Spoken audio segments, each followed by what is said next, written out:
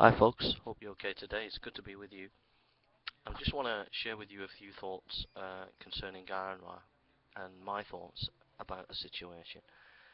Um, I think that my gripe with the atheist community for the last 6 years has always been that there's been a group of atheists that have sabotaged free speech. Now, because my message has been strong and clear, um, they've tried to build a couple of narratives to stop what I'm saying. It's true. One of them is, oh, he's mentally ill, taking advantage of the fact that I'd had a nervous breakdown. But sometimes I was quite ill on the internet because of the hundreds, if not thousands, of atheists that were often abusing me and bullying me on the internet and making me ill.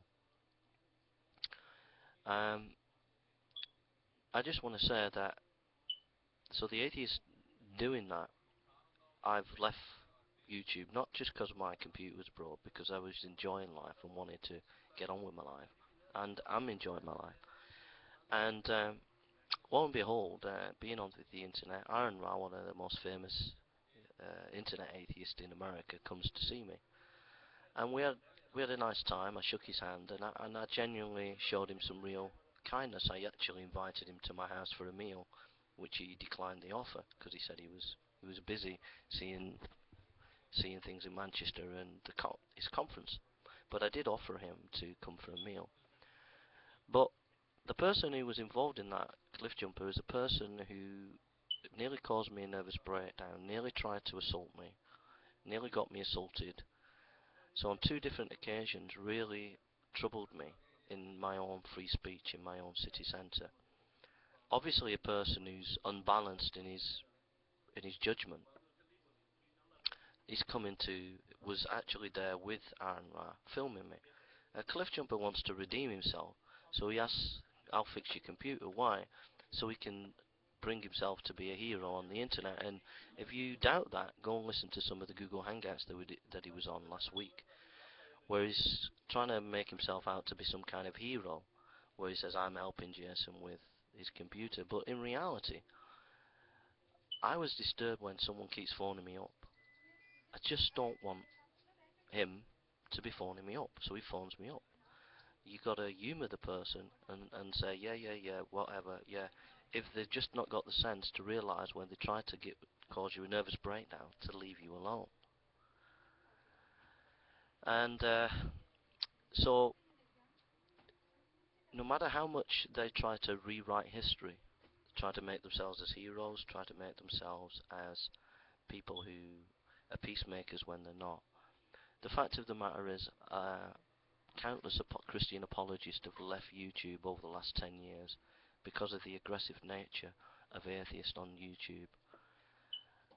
Countless. And that's always been my reason why I've stood up to the atheist on the internet, is because of that. And my only desire has been to have formal academic debates. That's always been my desire. Why? Because I'm qualified in biblical theology, and I'm qualified in those areas where it touches on philosophy, sociology, etc., or anything to do with theology that's connected to any other subject. I'm qualified in that, having a degree from Manchester University. And so my only desire has been to have intellectual engagement, and when I've got that, it's been a pleasure. For example, John McDropout, we had a really good conversation, some good conversations. But the vast majority of atheists will not engage in debate. They're frightened of debate, they're frightened of discussion on the internet. And so the only recourse they have is to turn around and say, oh, he's mentally ill. Sometimes when I've been ill on the internet, it's because of the atheist community bullying me and causing me to be ill.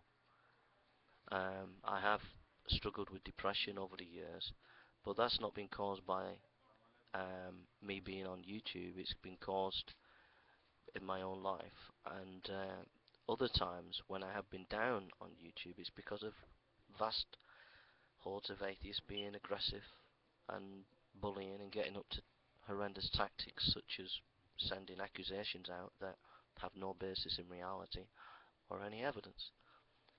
So I'm really pleased about AronRa that he came to Manchester and we shook hands, and that was nice, but very disturbed by the fact that the atheist community are trying to rewrite history, trying to make themselves to be heroes and all the rest. The fact of the matter is that it's about intellectual engagement, really, and my only desire has been to debate and discuss.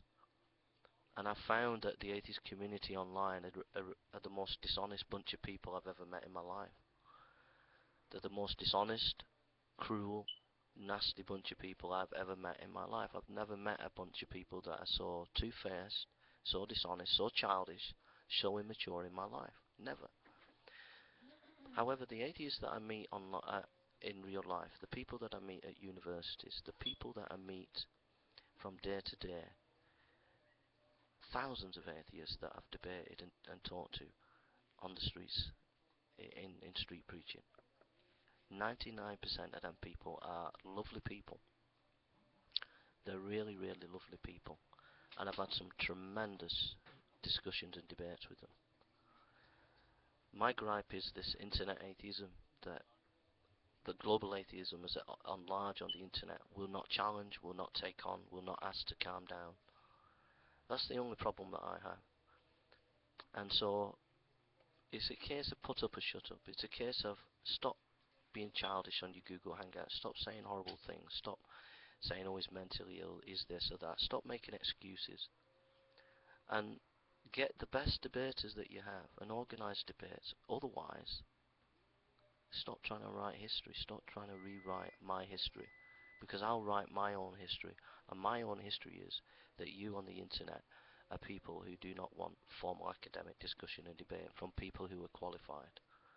That's why you've excluded me from the debate and the discussion. Alright, take care and God bless. Bye.